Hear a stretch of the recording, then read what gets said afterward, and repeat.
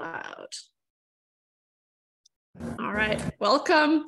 First real class. We did have kind of a fake class on Wednesday, but I'll show you where to go if you missed that one, because it was still kind of tricky to get on and stuff like that. So we didn't do anything crazy. We just went through the course outline. And let's see here. So, and we also looked at, I don't think I was able to pull up the Moodle page actually. So here's our first look at the Moodle page. A lot of it is TBA. I thought, oh, I've got a whole weekend to work on this, and then I forgot. So so it's on my to-do list. I'm sure everyone has a long to-do list right now, but I do as well. So just a little recap. I'm happy to do kind of office hours anytime. I don't have scheduled office hours. You can email me or text me. My cell is there. And so if you have a question that you're working on, then I almost prefer that you just text me, and then it'll be a little bit quicker, right? You send me a picture of what you're working on, for example, and then I can send you a picture back, and it's just a little bit quicker. So the grade breakdown is on Moodle, but what I wanted to show you, in case you missed our pseudo class on Wednesday, I did post it on YouTube.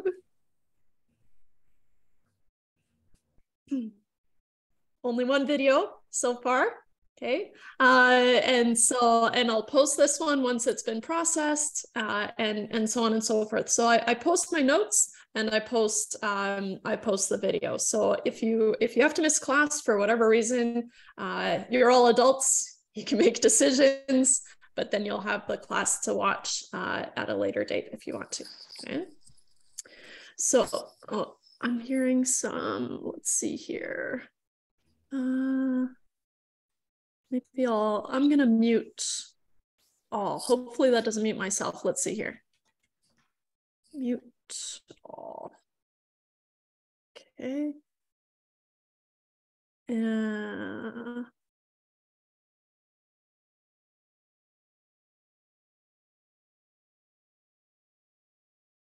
Okay. Hopefully I didn't mute myself. Did I? Can't tell. Okay, good. That would be a waste of some time, wouldn't it, if I muted myself? All right. So here's our YouTube. If you're curious, you can always go to, I don't know, I'm not a very good YouTube navigator, but I do have a previous 114 playlist. So if you wanted to watch ahead, you totally can. But I'm going to say the same stuff in our class. So, but just so you know that it's there. Okay.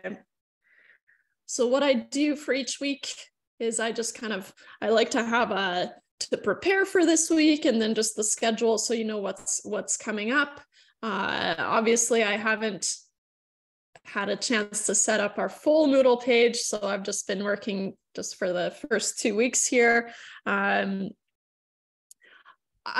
have had some people saying that they can't find the textbook in the bookstore, so I'm going to look into that. I'll talk to Joe and see if maybe he has some extras around. But like I said, so I've seen a few on Marketplace, and sometimes, you know, you can just kind of see them laying around the college. I'm not sure why, but people just finish a course and then they leave their textbooks and then they're out. So, but that's not very reliable, is it? For the first couple of weeks, we're just going to be covering basic math skills. And so you can rely on my notes. I'll post some extra practice problems and an assignment, and then you'll be fine, I think. Yeah, so the yellow one is there are Three. I had to make sure I was holding up three. There are three different textbooks. The yellow one is the most important one. I had it here, but I've lost it. No, I've put it away too deep to grab it now. And then there are some extra practice problems. I think the green one and the blue one are test prep, and extra practice problems or solutions. I can't remember which one. But the yellow one is the main one. Okay. And those are the sections I'm referring to. Okay, so today we're just going to go through some housekeeping. We're going to set up our calculator. I want to show you the free app that I'll be using, but most calculators, they're going to look, the same. And you might have to go through the same setup instructions. And then we're going to talk about order of operations. If BEDMAS means anything to you, then that's where we're starting. We're starting at the very beginning. Or I know some institutions call it PEMDAS. I don't know. BEDMAS is what we grew up with, but anyways.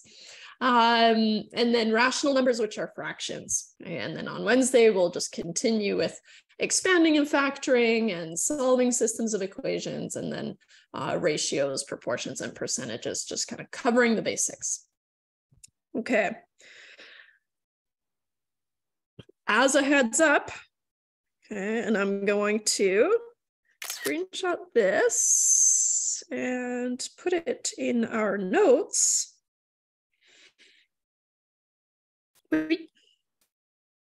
Here, and make it a little bit smaller or shorter, I guess, here. Okay. We do have a quiz. Now, the quiz one is only on chapter 1. So it's really just how up to speed on just basic math skills are you? Okay, so there's no business math. It's just math, just regular plain old math. So what I was doing is I was doing them at the beginning of the class, but then I realized, you know what, I should probably just have them at the end of class, and then we can just start class on time, and then we'll end about 30 minutes early. You're welcome to use those for the 20-minute quiz, but the quiz will be open all day. Okay, so yeah, so next Monday, but it's just on chapter 1. Okay, and so here, quiz number 1 is on chapter 1, so which we're doing this week. Okay. It's just going to be a 20, and I'll give you an assignment before then. So here, I will post assignment 1.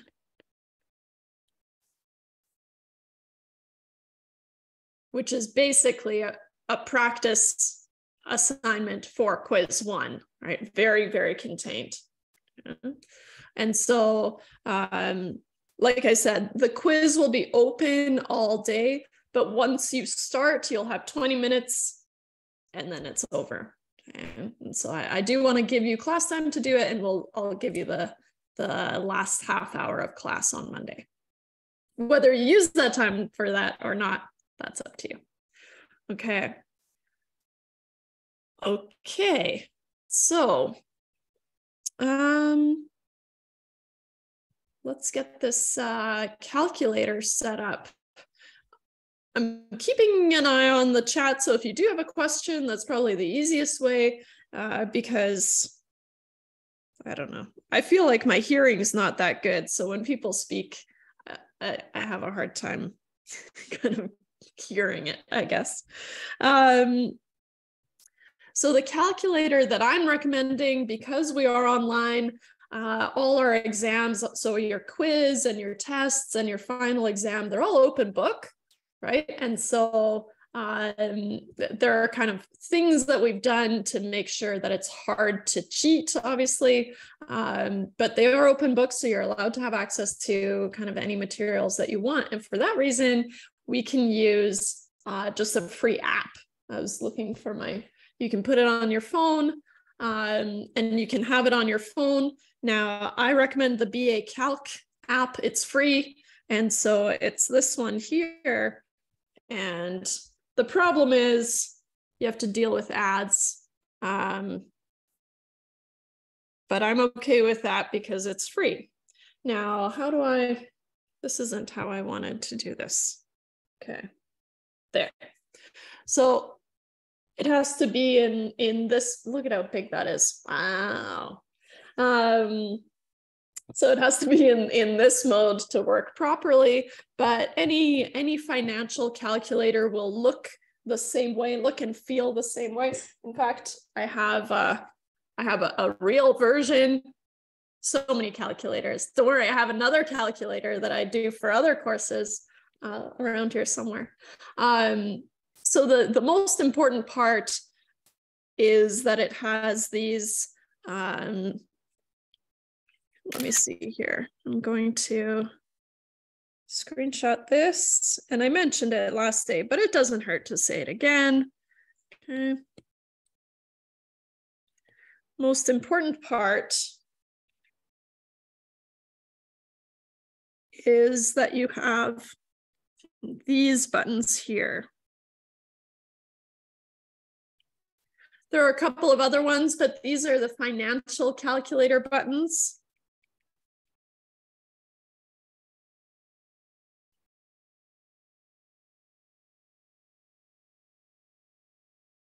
Yeah. The rest of the calculator is not a great calculator. Okay, so for just pure calculations, I recommend maybe the Desmos Scientific app, which is this one here, also free, right? But for just calculations, I recommend this one because it's nice to see your math line by line, whereas when we use this type of calculator, it just kind of disappears and it's in there, but you can't see it and you can't see what you did before and you can't bring it back, or not easily. But so here,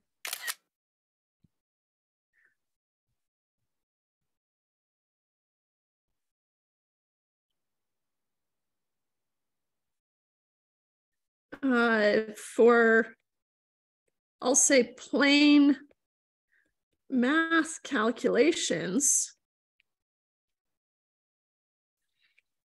I recommend Desmos Scientific.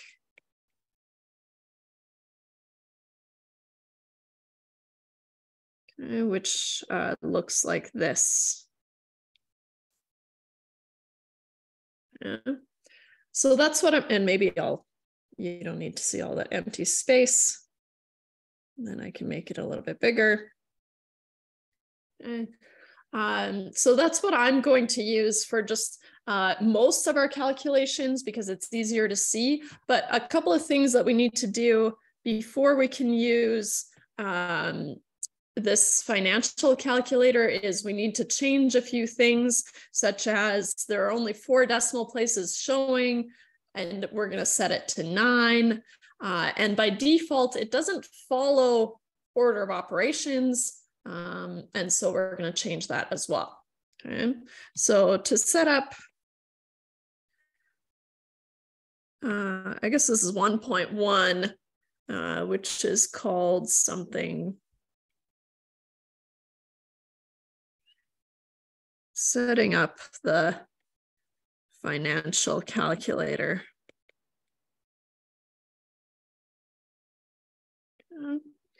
So the first thing we need to do is change the number of decimal places to show 9 decimal places. So the first thing we're going to do is show 9 decimal places.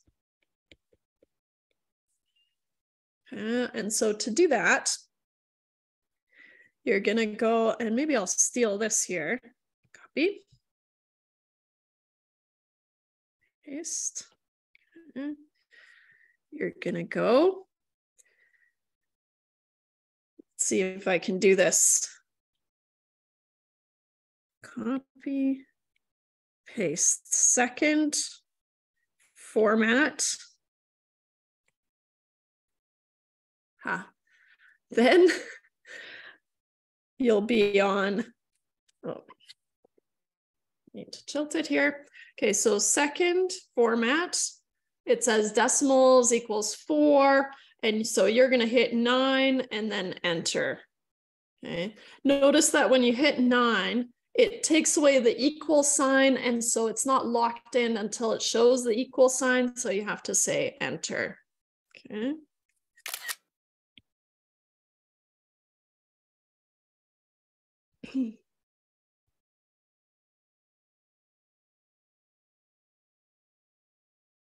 Nine, and then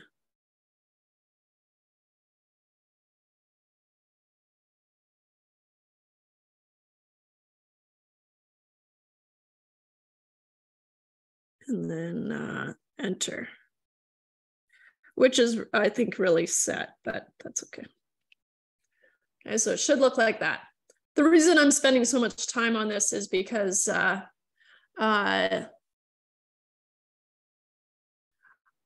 oh yeah, everything is open book, everything.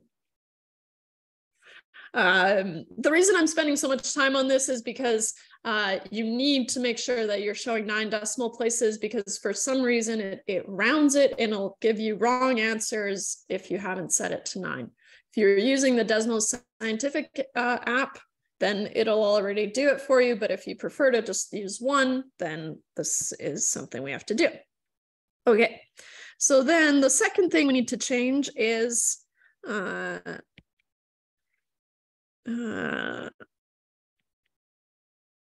change the order of operations. Operations to AOS, which stands for the algebraic operating system. That's not important, but it's nice to know. Oops. So what we're going to do then is in the format, I should have reviewed this before class, I guess. Now I'm trying to remember. So from the format, and just make sure that you have this decimals equals 9. So from the same screen, you're going to hit the down arrow. So that's when you can change it from degrees to radians if you're working with trig, which we will not. So we'll ignore that. It's how the dates are shown. We can leave that as is. How thousands are shown with the comma, we'll leave that as is. And then here, it might say chain, okay? So once you hit see chain or AOS, if it says AOS, just leave it as is, then you're done. If it says chain, then you need to change it by hitting second set until it says AOS. Okay. Okay. So use the down arrow until you see either CHN or AOS. If it says AOS, you're done.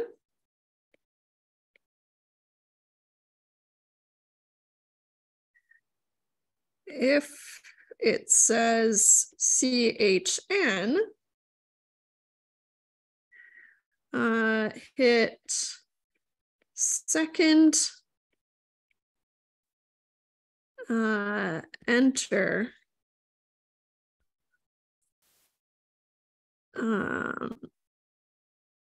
to set it to AOS. Okay, so here.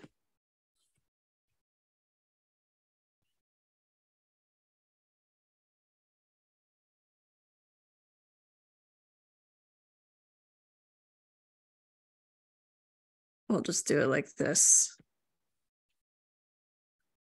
Enter, which is really set. All right, if you've hit the second.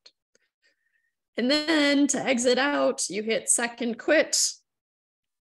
And I'm trying to keep it on this one page here. To exit.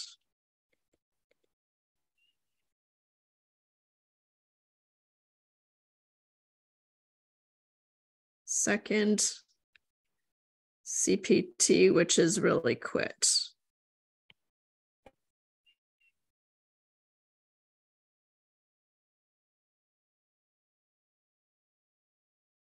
Thanks. What? So I send all my things flying here. Okay. So then once I'm all set up, then second quit. And now if I do something like just to test it out, if I do 1 divided by 3, for example, I know that's a repeating number, so I'm expecting to see 9 decimal places, which I do. And so we're off to the races. We're all good here. All right, good. So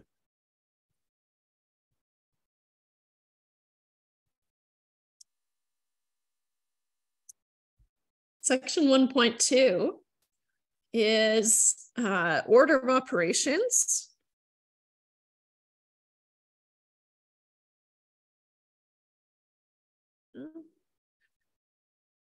We usually call it BEDMAS for whatever reason. Well, I know the reason, but there are other acronyms around. But the reason we have BEDMAS is to just remember how to properly do math, right? If we have a series of mathematical things that we need to do, there have to be rules. We need rules. So BEDMAS.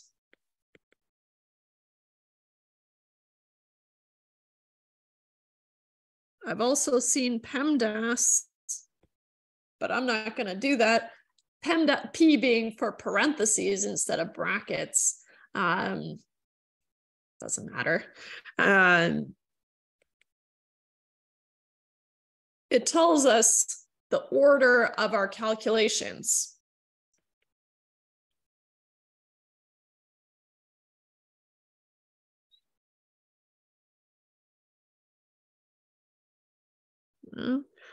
And so if we have B, E, D, M, A, S, brackets, exponents, division, multiplication, addition, subtraction. Now, the only thing is that if you do division or multiplication, if you have both of them appearing in an equation, they're actually on the same level. You just do them in the order that they appear from left to right. Okay, and so here, this is brackets, exponents, division, multiplication,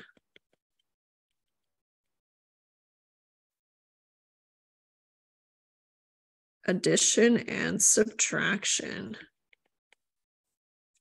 Okay. So here, division and multiplication, right? Division is just a special case of multiplication, right? We're just multiplying by a fraction, right? And subtraction is just a special case of addition. And so they're kind of equivalent, okay? And so here, but they're grouped together. Division, multiplication, addition, subtraction, they're grouped together. Okay. So if we must do both, right? Division and multiplication, or addition and subtraction, right? Then we do the calculations in the order that they appear.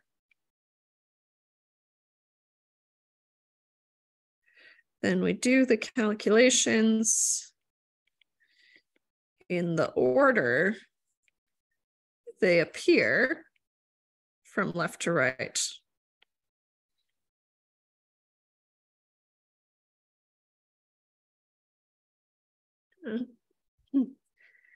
Now, if it's been a while since you've done math, then it's probably a good refresher.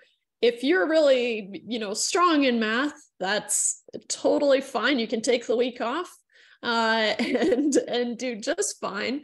But I think we all recognize that it's good for us to start with the same foundation, right? And so I'll admit the first week is pretty boring, and you are free to skip it if you're good at math, okay? Because we're just covering the ground rules, and so that we have a good solid foundation to start from, okay? All of us. Okay. So let's do a little example here.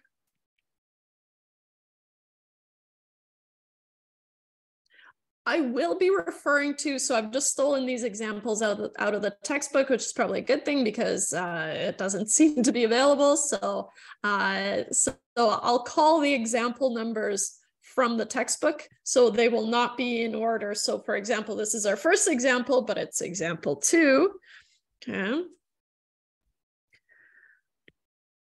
And we want to solve for Z, where Z is going to be 2 minus 3 plus 6 divided by 3 plus 1 times 9. I rarely use this multiplier, right? Especially later, right? I'm going to use brackets, but for now, just to emphasize that we're multiplying, I'm going to use this multiplier.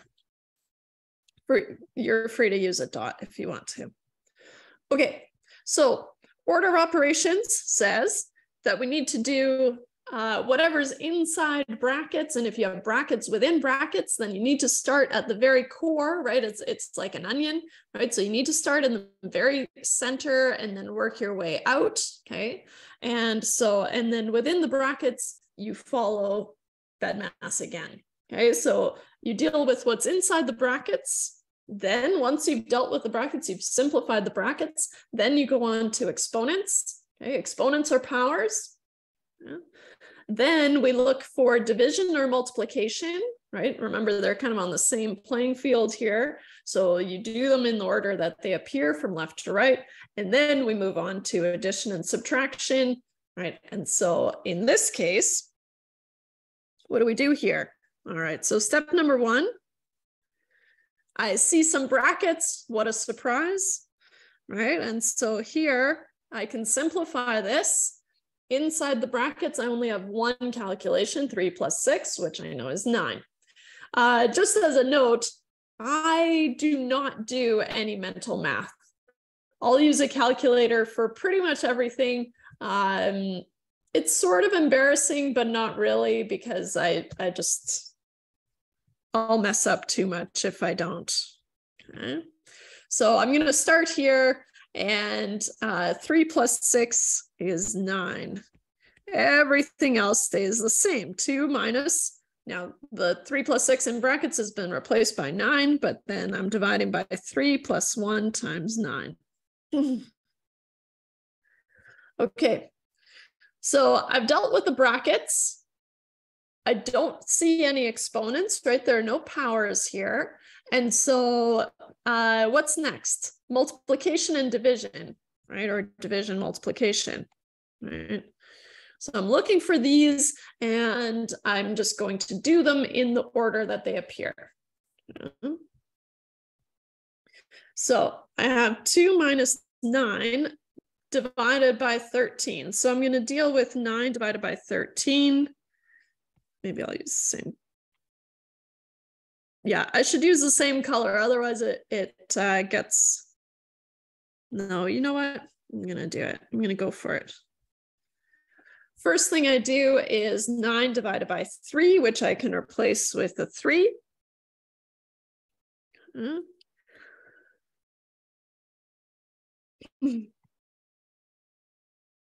If I move on, right, in the same line, then I can, or if you want to, you can write it out in the next line. And maybe that's what we'll do. Let's do that. Okay.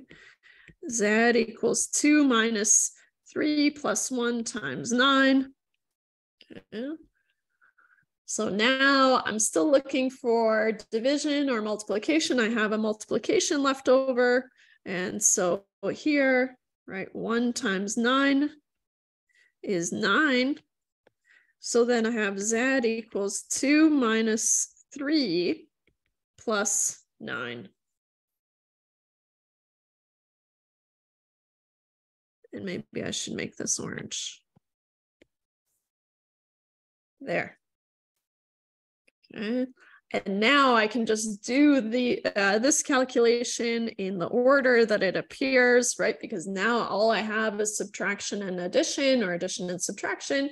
And so now I can go ahead and just do 2 minus 3 plus 9. So 2 minus 3 in the order that it appears, right? Let's see, what color do I have left? 2 minus 3 is -1 plus 9, leaving me at Z equals -1 plus 9 is the same as 9 minus 1, right? So we'll be able to apply those tricks too. Even if you're comfortable with math, if it's been a while, right, you need to dust off those tricks. Okay. Now, I'm just looking to see if there's any way I can squeeze this all onto one page, because otherwise when I print it to PDF, it will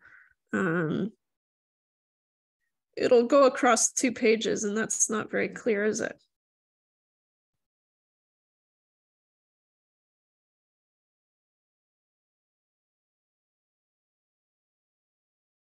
There, did it. Huh. Okay. How about another example? Now this one, oops, example 6. Okay. I'll write it out and then I'll let you just work on it just for a minute. 72 divided by 3 times 2 minus 6 equals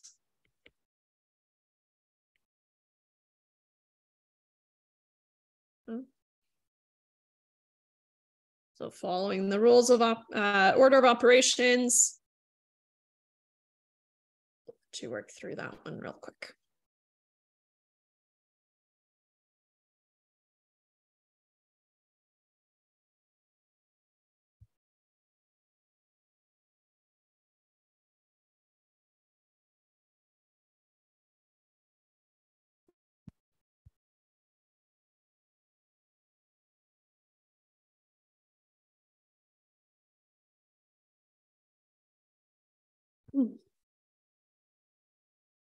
Okay.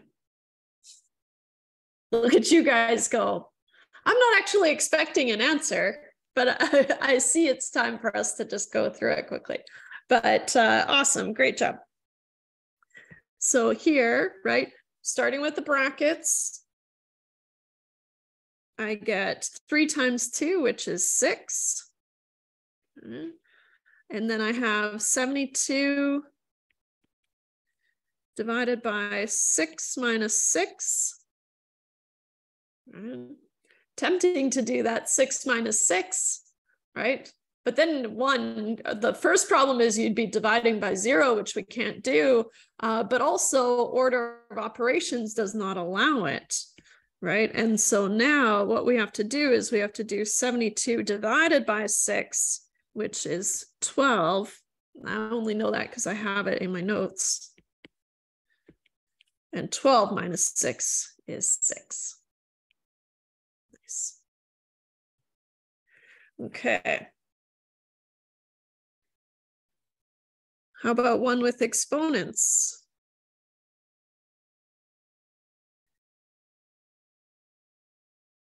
(72) divided by 3 times 2 to the power of 2 minus 6 equals what?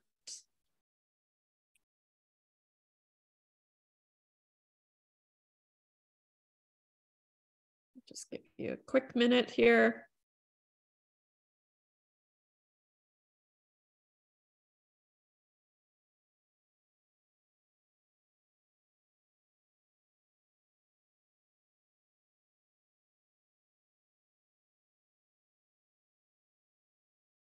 Okay.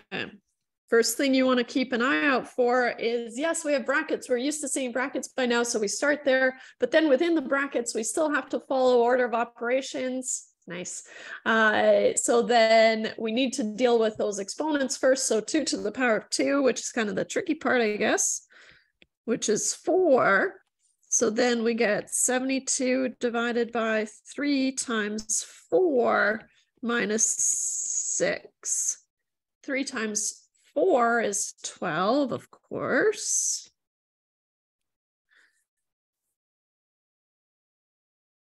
So 72 divided by 12, which we've seen this little trickster before, right? 72 divided by 12 is 6. And then we can subtract 6. 6 minus 6 is 0. Nice. Good.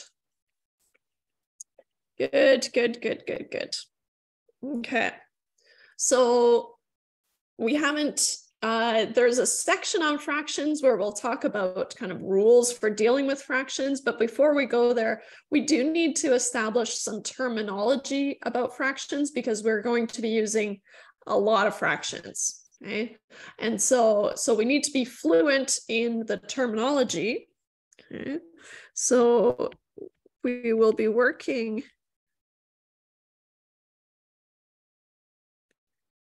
with fractions a lot. So we need to be fluent with the terminology. Or in the terminology.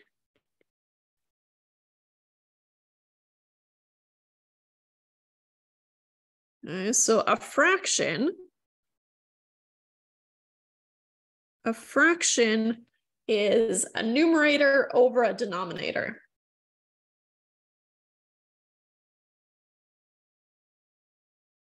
Right? And this is important because I need to be able to say to you, oh, you need to fix your denominator, or you need to fix your numerator, or in the numerator, do this, right? And so you need to kind of know what that means, okay? I always remember it as the numerator is numero uno, so he's on top, right? And the denominator is the other one. Usually you only need a trick to remember one of the things and then you can remember the other one, right? And so so the numerator is on top, he's number 1, and then the denominator is on the bottom. Okay.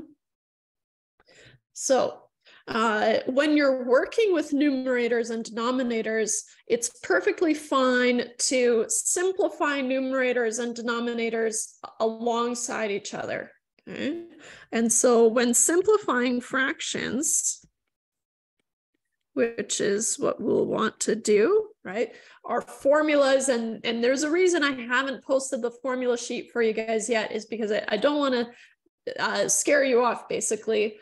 Right, well, I'll introduce the formulas as we need them, and give you the formula sheet kind of as you need it. Okay, but what we'll see is that some of these formulas are these kind of big fractions that we need to be able to simplify, right? So that's going to be our job here.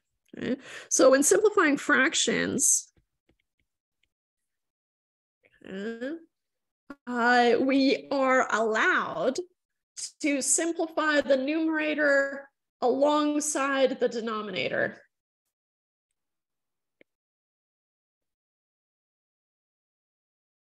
We are allowed to simplify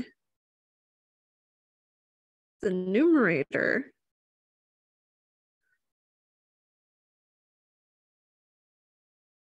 alongside the denominator. We don't simplify that fraction until the very end, or potentially never, right? But we can simplify the two components as we go, okay, and kind of alongside each other. To show you what I mean, let's do example 8. I want to find, maybe I'll call it X. X is 500, and sure, it's $500. Okay. Now I'm going to do big brackets. Okay, so these big, so usually I use square brackets for the larger brackets and then round brackets inside. You'll see here, 1 plus 0.06 divided by 2 to the power of 10 minus 1 divided by 0.06 divided by 2. This is one of those calculations that we will be simplifying in a couple of chapters, right? And so it's kind of good to shake the dust off and work through an equation like this. Okay? And so I'll give you a little bit of time to work through this on your own, just solving for X, and which everything's on this side, making sure you follow the rules of operations, right? And then, of course, I'm going to go through it with you guys. And one thing is, I do not want you to round any of the values. You have to keep all your values in your calculator as you go. Okay. So I'll give you just a moment to try that out, and then we'll do it together.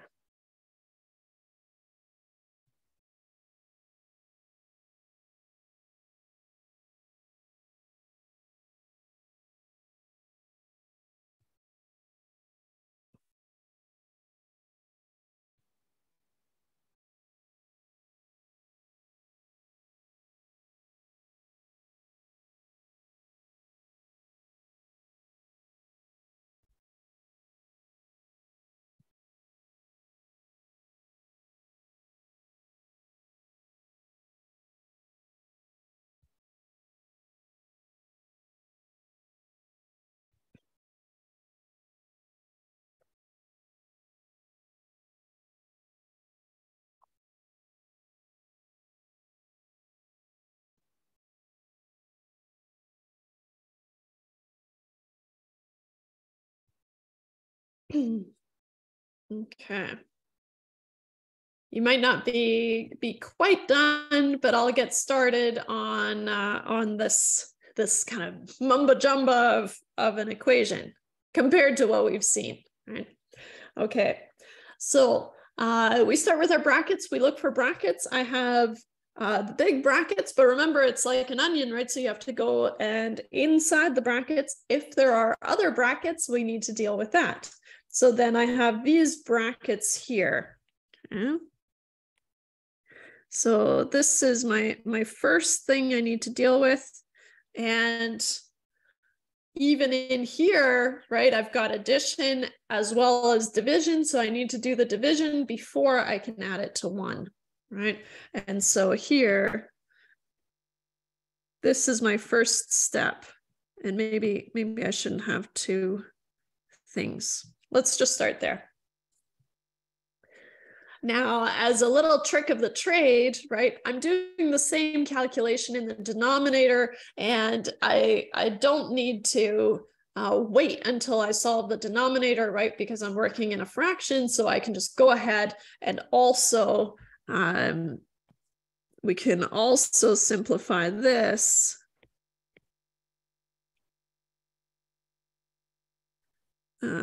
We can also simplify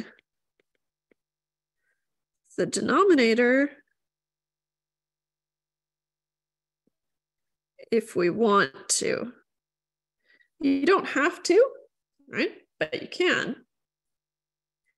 So writing out everything else, and that's probably the main complaint that I have students tell me in this course is, oh, why do we have to write everything out if only one thing changes? Well, I mean, the equation has to stay the same, right? So it's annoying, it's tedious, but for me, I like tedious things because then I know what I'm doing, right? I can just write out an equation, that's fine.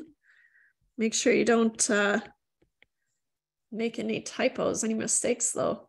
So 0.06 divided by 2 is 0.03 to the power of 10, and then minus 1. And I'm going to do divided by 0.03. Oh, and you know what? I should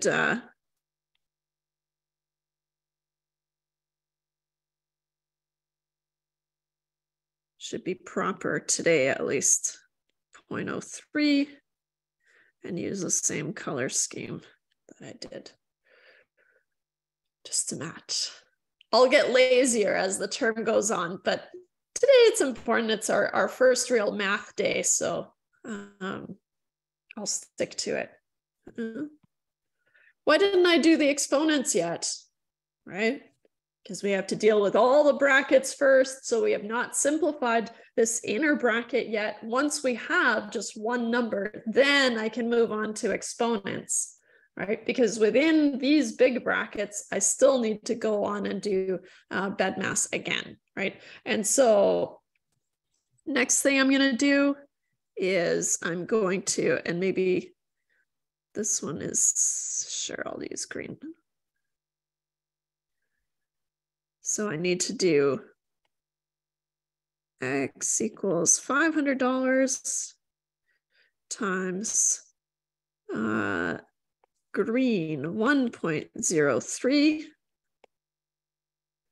to the power of 10 minus 1 divided by 0.03.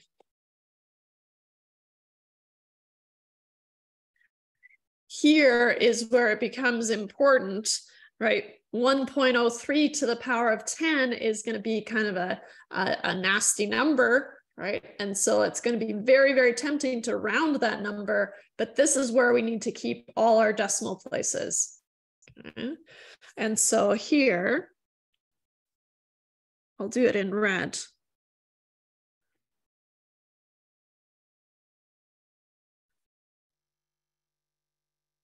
We need to keep all decimal places. That means all of the ones, all the decimal places. Yes, Avalon, correct. All the decimal places, including the ones that aren't shown on your calculator screen, right? We only set it to show us 9 decimal places. Yay. Okay, and so what we want to do is now I'm going to start to incorporate the calculator, right? And what I want to do first is I want to show you how to store the values on a calculator like this one, because if you're in the business department, I'm pretty sure you have to use this calculator for other courses. And so it's really, really useful to know how to store all your decimal places. And so I want to show you how to do that. 无论是好成绩、好大学、好工作，还是好机遇，稳定优秀的英语成绩都将是您的孩子走向未来成功的途径。嘉一教育英文系统班，从 ELL 补习。How do I close this up? Guessing I have to watch the ad or something.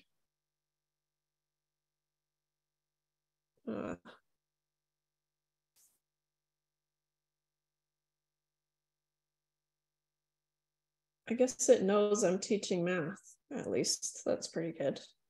It used to just be a bunch of games.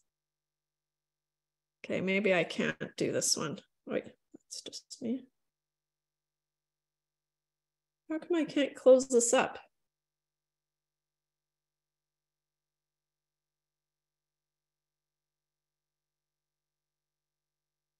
Weird. Okay, at least the ad isn't going anymore. Okay.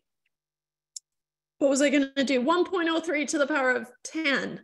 Okay, so if I go 1.03 to raise it to the power of 10, there is the y to the x button.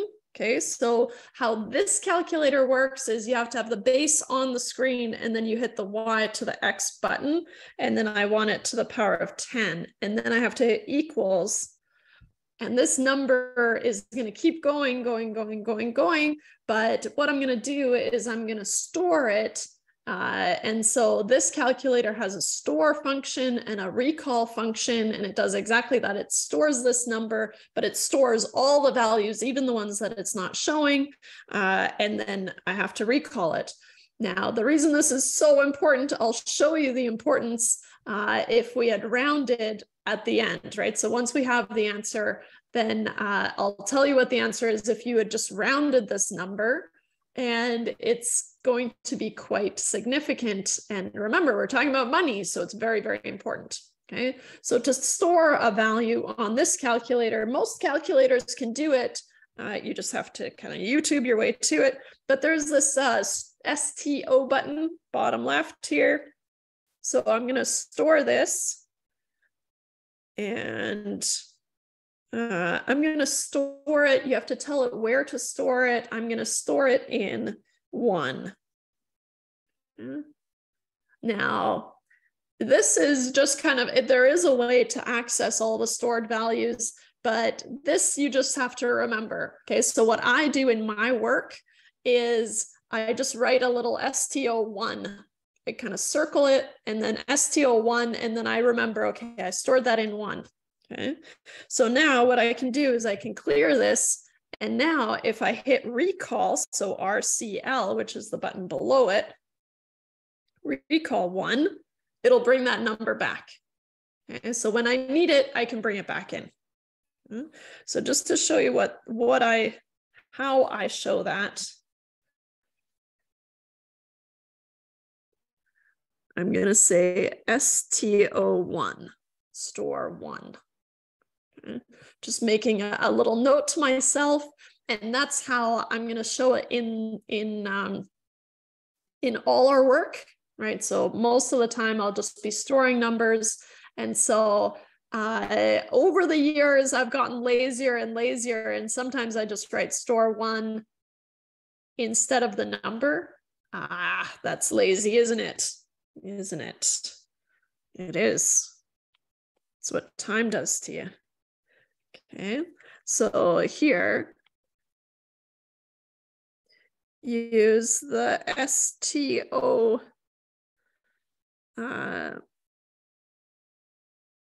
use the store function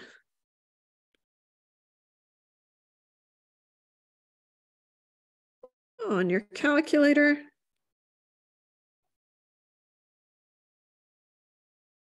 And once we finish this one, I'll do a quick recap of how to store values, because it is super important. But we have to kind of finish this question. Okay, so one pet peeve of mine is I have to have the equal sign stacked. And that's just from doing, an undergrad in math. And so all my equal signs have to stack, and I want yours to stack as well if I'm looking at your written work, which is unlikely in this course because we're online. But I do want to encourage you to stack your equal signs. So when I have to do something weird like this, it hurts me. X equals 500 times, and I'm just going to do store 1. How lazy is that? Divided by 0.03. remembering that we simplify the numerator and the denominator separately, and then we can do the division. And so now here, what I'm going to do is try to find a color I haven't used. We're going to simplify the numerator.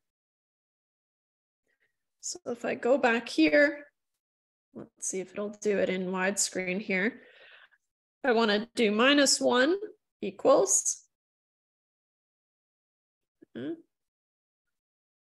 I'll store that in 2 just in case. So STO2.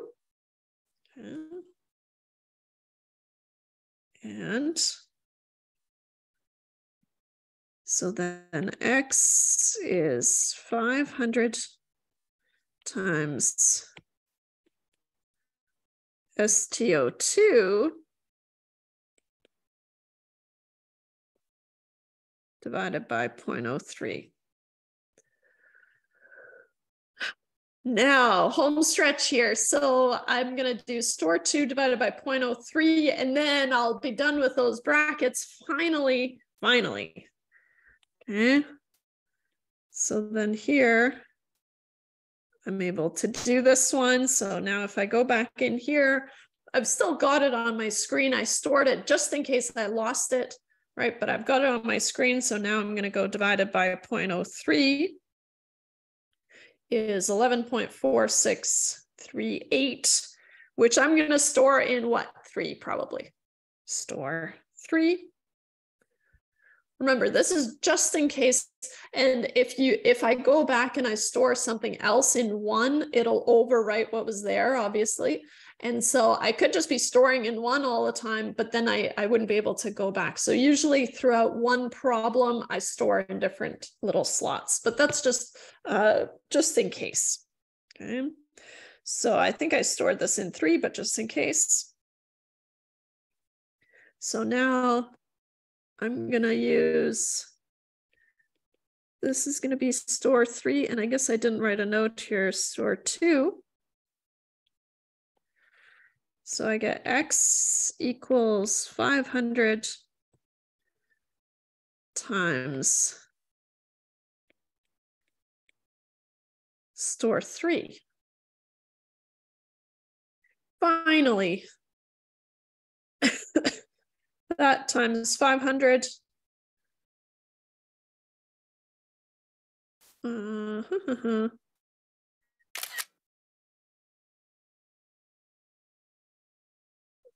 steal that.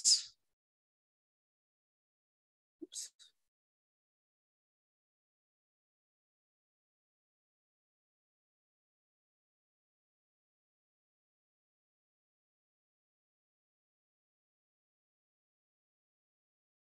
And because it's money, I'm allowed to now round to 2 decimal places, right? And so because we're talking about money, $500 times 11 point whatever, then I can round to 2 decimal places, but not until the very, very end. Okay. And so here, oops, X is 5,731.94 pennies. So here, since X is in dollars, right? That was a weird dollar sign to draw. There. We can round our final answer to 2 decimal places.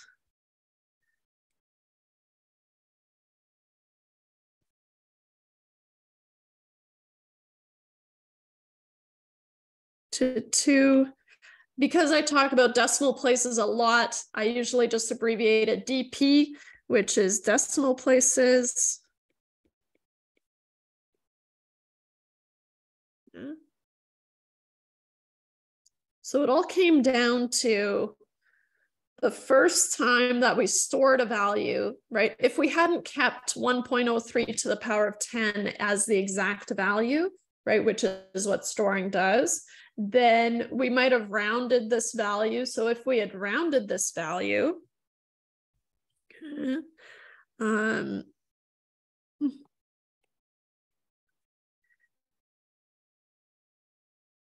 if we had rounded, I'll say STO1 to 1.34, okay, right, our answer would be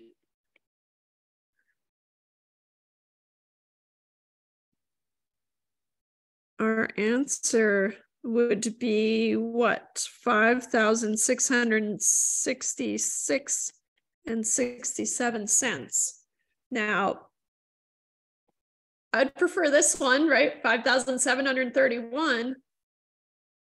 It's not quite $100, but it's quite a large difference, right? Just from rounding this value. Okay, and so that's why it's so important that you keep all your decimal places, right? Your client would not be very happy if you gave them this number and it should have been this larger number, right? And so for us in our calculations, that's why it's so important that we keep all our decimal places. Okay, so again, I'll just put it here. So again, to store values,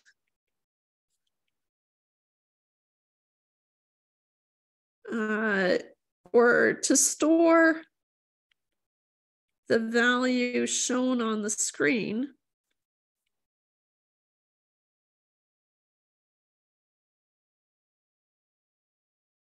and I think I have, yeah, I have the calculator here.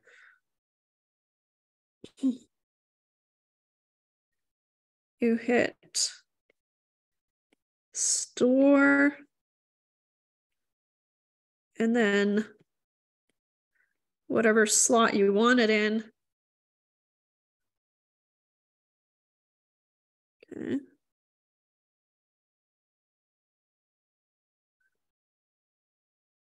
Wherever you want to store it.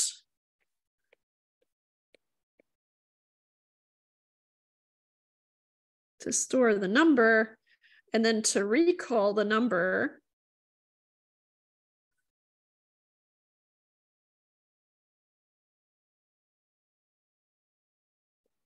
then you're going to hit recall.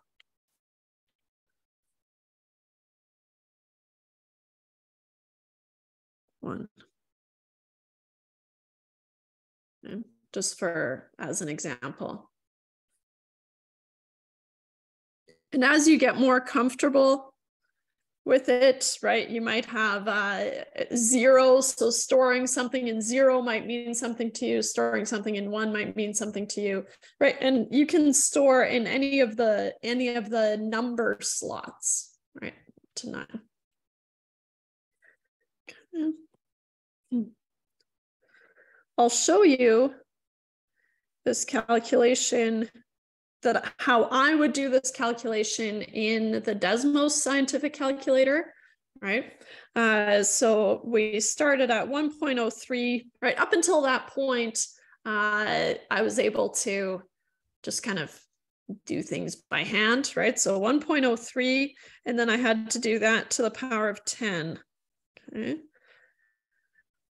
So it shows the number on the right-hand side, okay? And then I tend to use the answer button. It just pulls the previous answer. You can store these values, and as you get more comfortable, right, then you can do bigger and bigger equations, right? But what I'm going to do is I'm going to take that, which is my previous answer. So there's that ANS button that you can use. And I think it was -1, enter. Let me just make sure here. Yeah. And then that answer divided by 0.03, enter. And then that answer times 500, enter. One way you can do it, or if you're feeling brave, making sure that you keep all your brackets just as they're shown in the equation. What can we do? We can do the whole thing. 500 times bracket, bracket 1 plus 0.06 divided by 2. Okay. I need to kind of step out. I'm going to use my finger and just tap this inner bracket here, end bracket to the power of 10. Then I have to step down, which you can do with a little arrow, right? So otherwise you're working in the exponent, and then -1, and then I might need another bracket here. I'm gonna see if I just do divided by, it won't divide by the whole thing. So that's not what I want. So I'm gonna add another bracket here, throw another bracket around here, and then that'll force everything to be in the numerator, divided by 0.06 divided by 2. And then I'm gonna close that bracket. And notice that I get the same answer. I'm just gonna slide this up here and then take a screenshot. Okay, so a lot of what we're doing this first week is just kind of getting used to working with the calculator and developing how you want to solve everything. Right.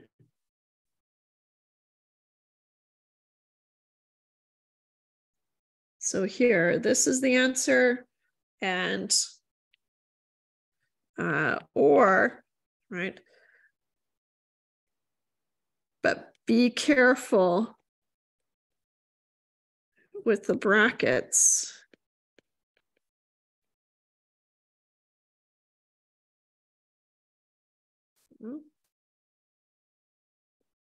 Okay. Nice.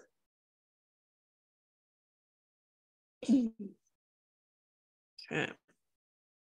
So let's talk about variables. Everyone's favorite thing, not really. A variable is just a placeholder for any number, right? And so for us, right, we're going to solve for things like, okay, well, what if I invested $4? What if I invested $6, right? That's a silly example, but that kind of thing. So we need some placeholder.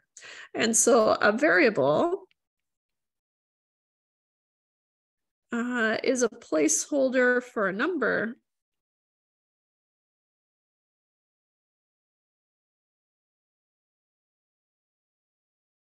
Usually denoted by a letter. I don't know what else you would denote it by. An emoji, maybe. Usually denoted by a letter. Simple example, 7a is really saying what? It's saying 7 times a, right? But when I squish them together, it's just multiplying. Right, so this is 7 times a, where 7 is the coefficient.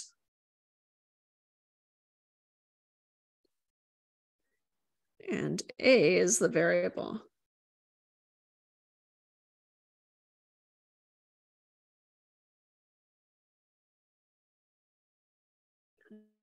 Again, just terminology that we need in order to be able to talk about things later on.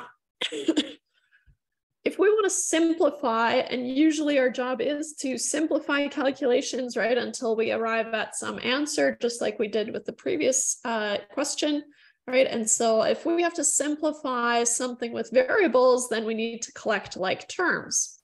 Okay? And so we're going to work through some of those problems, but just in general, to simplify an expression with variables,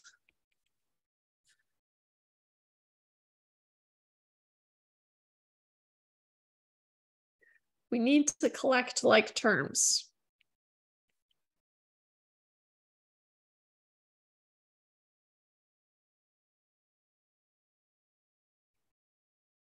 What does that mean?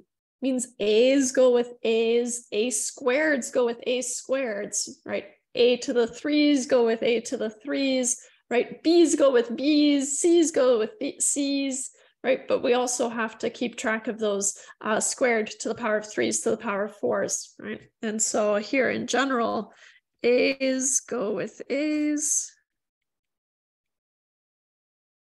b's go with b's, a to the power of 2's go with a to the power of 2's, etc. Okay.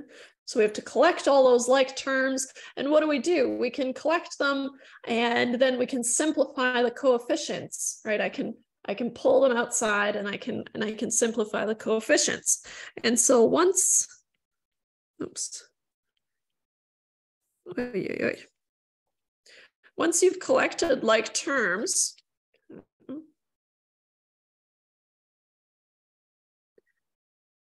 once you have collected like terms, you can simplify by combining the coefficients.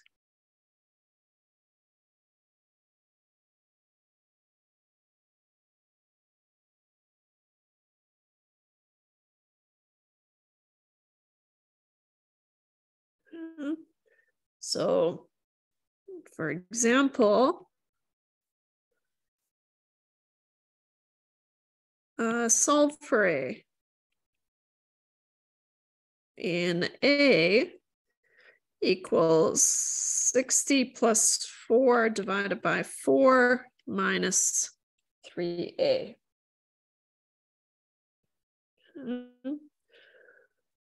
Okay, so here I'm seeing I have an A and an A. So I need to collect like terms, but the A on the right-hand side is being multiplied by -3. And so here, right, what I need to do is I need to add 3A to both sides. Okay. We need to add 3A to both sides. Another thing you could do is you could move this A over to the right-hand side by what? By subtracting A from both sides, right? And then that would move it over here.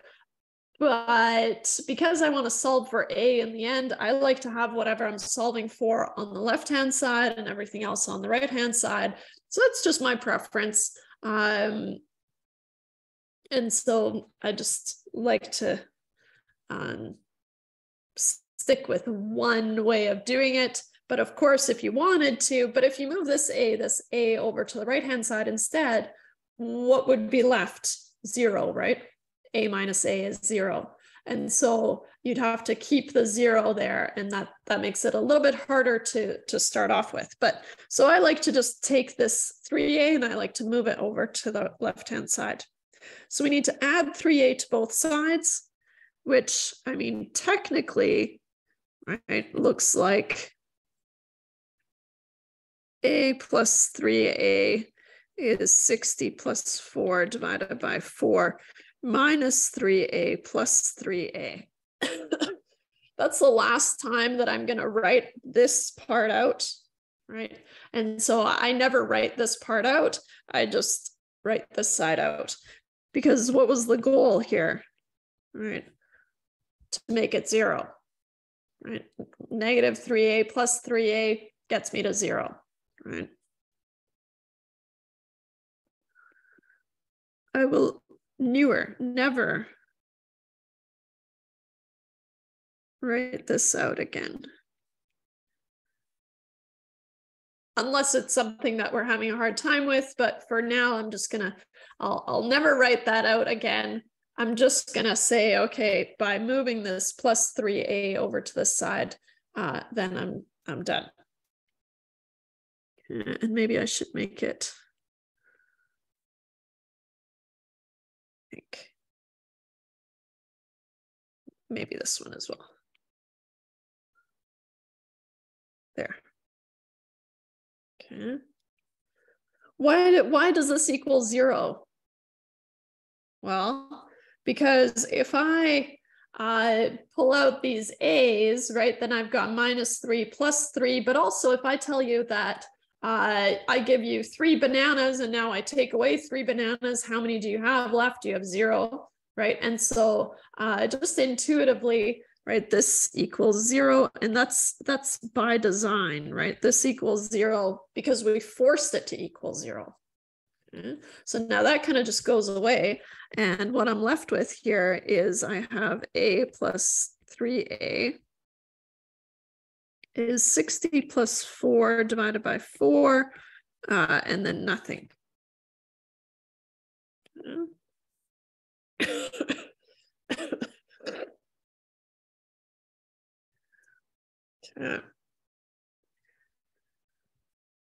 So what do I do here? Technically, you don't want to forget about this 1. I have a 1, and maybe I should use a different color here. Sorry, guys.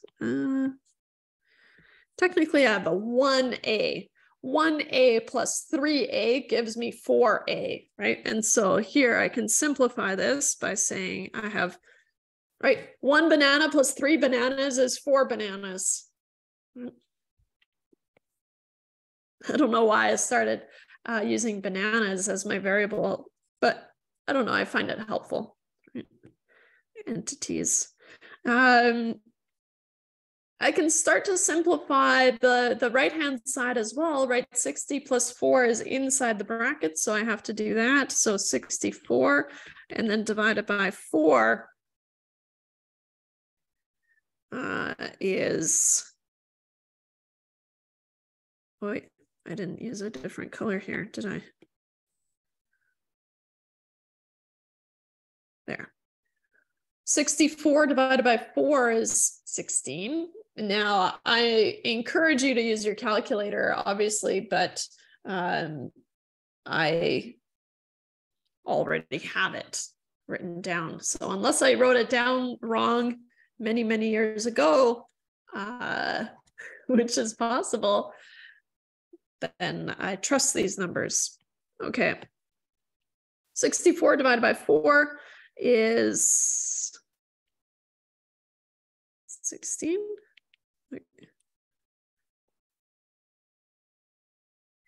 So I have 4a divided by 16. I wanted to solve for a. That's what our task was. How am I going to solve just for a? So to get a on its own, I have to divide this left-hand side by 4, right? And so here, right, to simplify this, I'll use a deeper color of green, divided by 4, which means I have to divide by 4 on this side. Okay.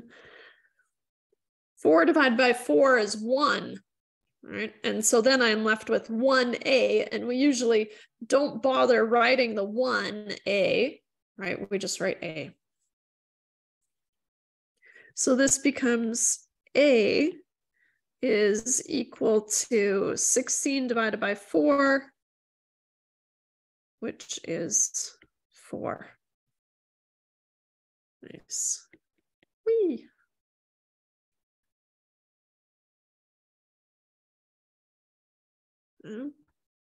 So what we've seen, right, is whatever you do to one side, you have to do to the other side, right? When you divide by 4, you have to divide by 4 on the other side, right? And so, and maybe I'll say technically it's 1a, but that's just a is equal to 4. Okay.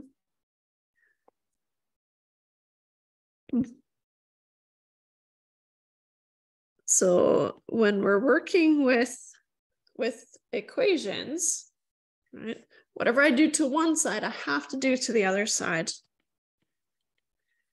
When working with equations,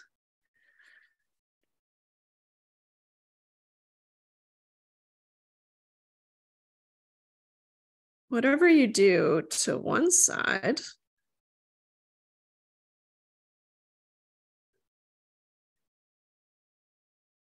you must And I'll capitalize and underline must. You must do to the other side.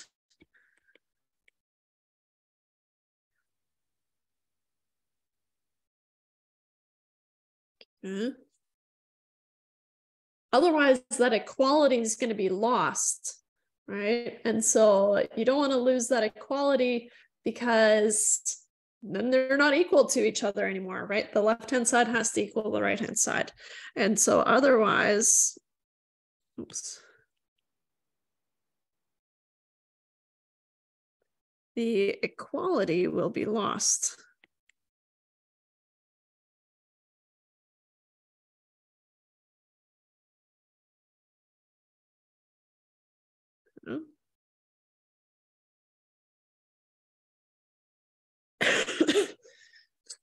Start this on a fresh page here. So for example, if I ask you to solve for x in 3x plus 2y equals 10x minus y, clean this up a little bit. There are lots of different ways that you can solve this, right? And as long as you kind of pick a method that you like, then that's fine. As you get more comfortable, right, you might start to do things to avoid negatives, for example, right? If you don't like negatives and you kind of see one way that's going to give you negatives and one way that would give you positive values, then usually I choose that. But in general, for me personally, and again, there's lots of different ways. So just as long as you arrive at the same answer, then you're fine.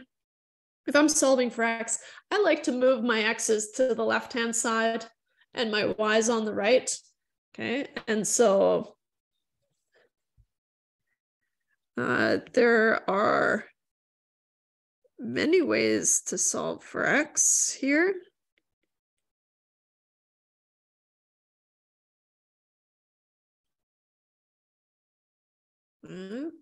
But I like to move the variable I'm solving for to the left-hand side. But I like to move the variable I'm solving for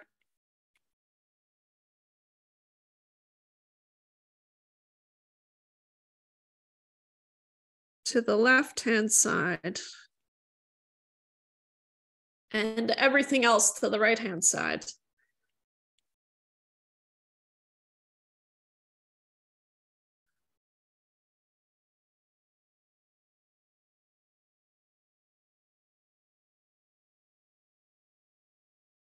Of the equation.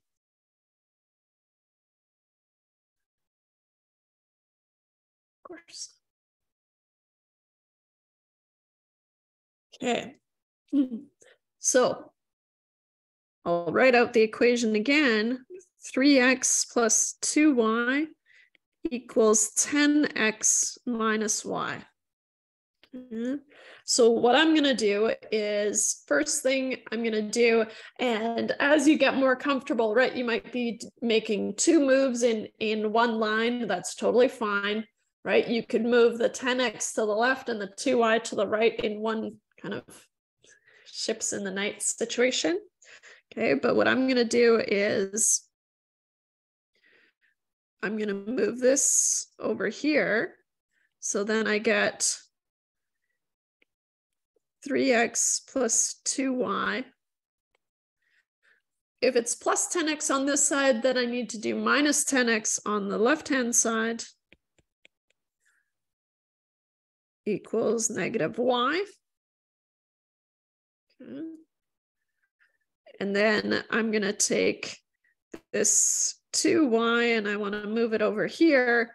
So if it's plus 2y here, then I'm going to subtract 2y here. And so then I get 3x minus 10x equals negative y minus 2y. Notice that I'm also collecting like terms here. Usually that's going to happen just by putting the variable that you want to solve for, so x in this case, on the left and then everything else on the right. But to simplify, right here, we only have y variables. And so that's, I'm going to collect these, right, to simplify. And same thing here. So I get,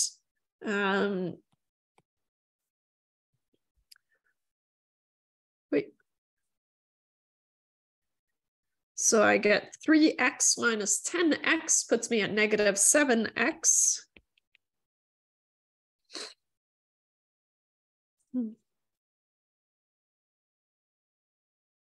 Right here, collect like terms. Negative y minus 2y, negative 1 minus 2 is negative 3. And if I want to solve for x, then I need to get x on its own. How can I do that? I can do that by dividing both sides by negative 7. And so, purple maybe.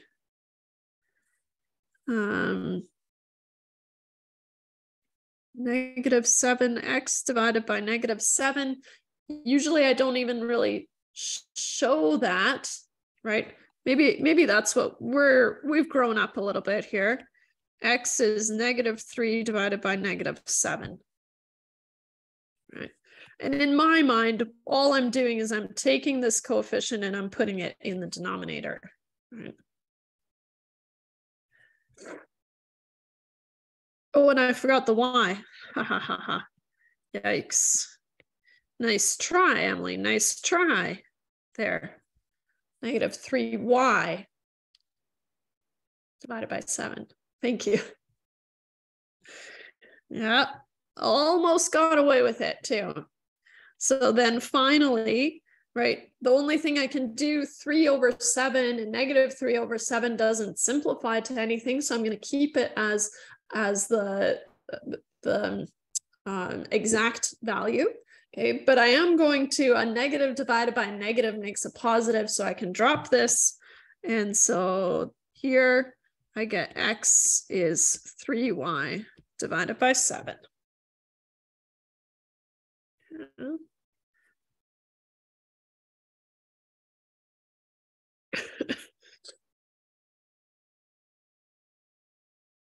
Good.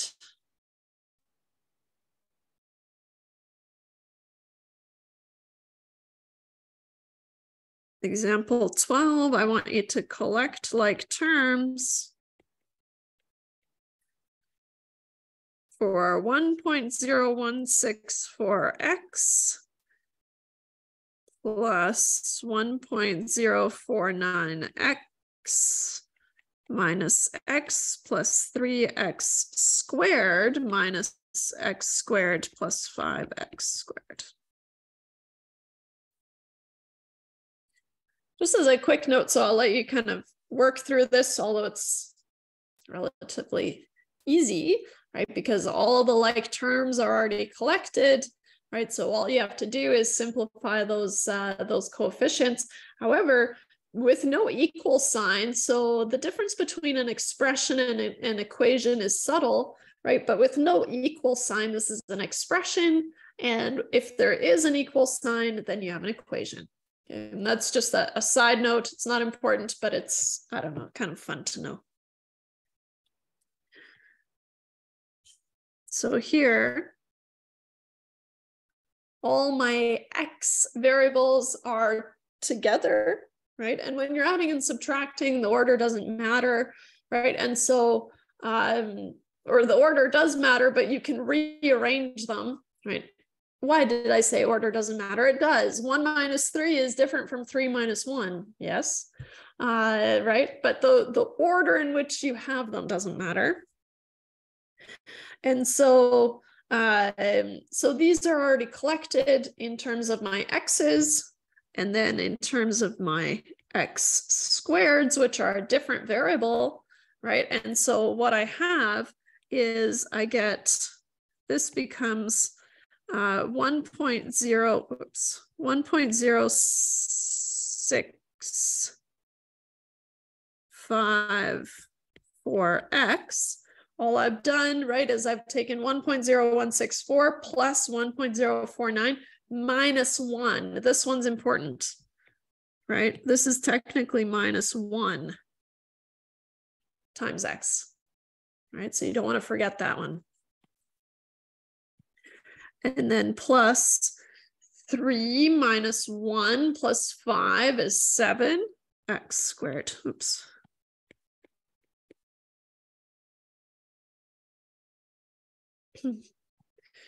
This, when I have x's and x squareds and x to the power of 3, x to the power of 4 in general, that's known as a polynomial, right? And so it's just, in terms of developing good math habits, it's good to get in the habit of writing them with the with decreasing powers. Okay, so I'm going to rewrite this as a proper polynomial by 7x squared plus 1.0654x. Okay, and so here, this is a polynomial.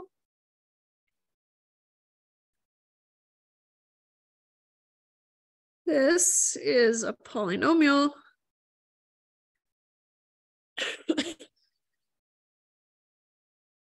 And it is good to get in the habit of writing polynomials with decreasing exponents. To get in the habit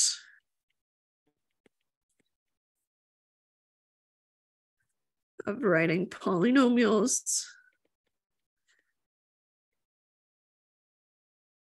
with decreasing powers, right? And so I would write 7x squared plus 1.0654x.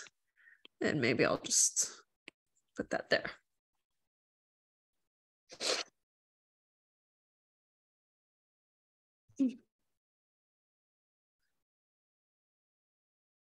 Let's see, can I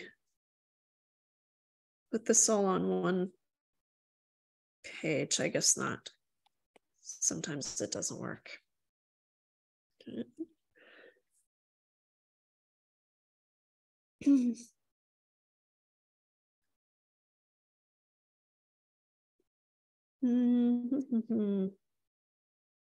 Sure.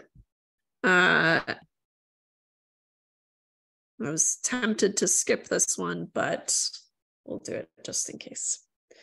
I want you to solve for x.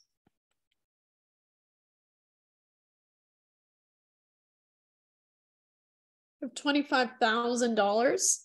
And depending on, I know for example, if you did French immersion, then usually they use a period instead of the comma and the comma instead of a period, right? So to write 25,000, I would write it like this, right? But I know in most cultures, so I grew up in Sweden, and they write like this instead, right? 25.00 comma 00, right? So you don't want to do that here, especially because you haven't seen a Moodle assignment yet, but your Moodle assignment assumes that we write it this way. Okay, so I think it's the American way. But I know Europeans write it like this. And I know even the French, the Quebecois, write it like this. And so it is common to write it like this, but we have to write it like this. And so that's just a heads up. You don't want to get questions wrong just because you had them mixed up. And so 25,000 is, and I'm going to give myself a little bit more room here, is x plus x times 1.05 to the power of 1 plus x times 1.05 to the power of 2 plus x times 1.05 to the power of 3. There are a couple of places where we might get a little bit stuck, right? Number one is that this is 1 times x, right? So that's important, okay? And then also noticing that the power is only on the 1.05, right? Not on the x. And so these are all x's, and then the powers only apply to the brackets. But I'm going to remove that. I'll make a note of it in a little bit. So this becomes, if nothing's changing on the left-hand side, you can just stack your equal sign, and then until something changes on the left, you don't have to write it out every time, right? It makes it a little bit cleaner too.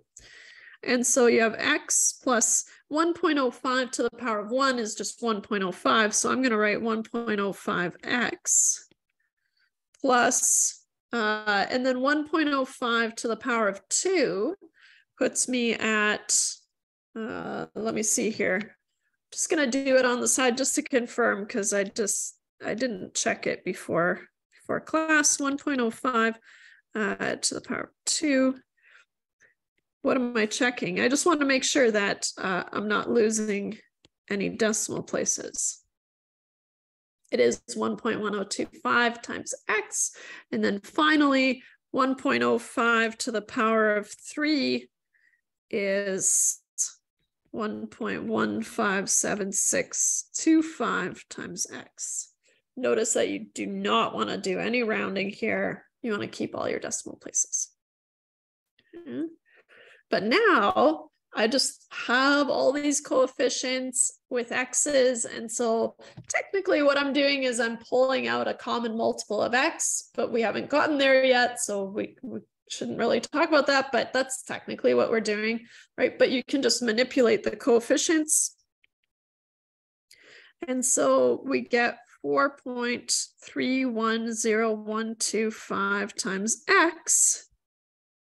And here's where I'm going to bring that 25,000 back in, just as a reminder. Right. I want to solve for x, trying to solve for x here.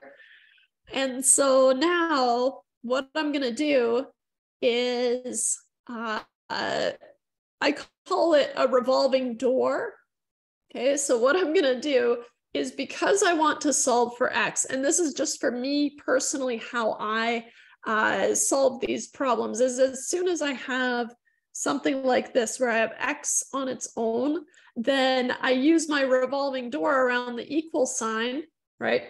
If 25,000 is equal to 4.3 times x, then 4.3 times x is equal to 25,000. So what I'm going to do is I'm going to just revolving door this. And then I get 4.310125 times x is 25,000. Okay, I call this a revolving door around the equal sign. Okay. I use that a lot, right? Because I don't know, for some reason, it's a compulsion that I have. I have to have what I'm solving for on the left-hand side as soon as I can. Okay, and so I use that revolving door quite a bit. Okay. But from here, what do? If I want to solve for x, I have to divide both sides by 4.310125. So I get x is equal to, I guess I dropped the dollar sign. It's not terribly important until the end. 4.310125. So then I get x is, and let me just confirm on the side here, 4.310125.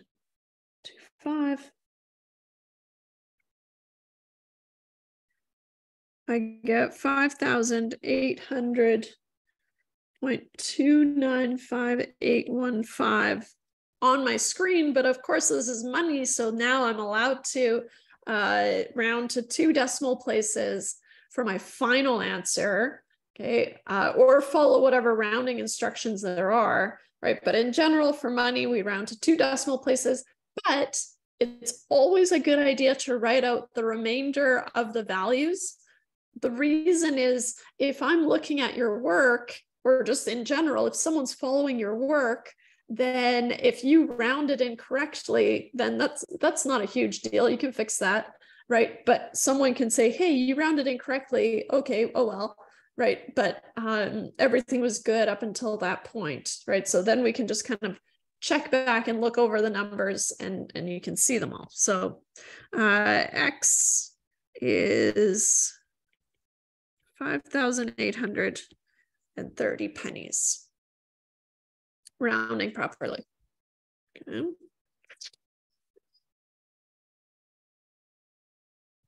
Okay.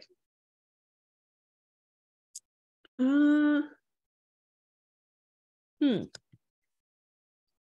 wonder.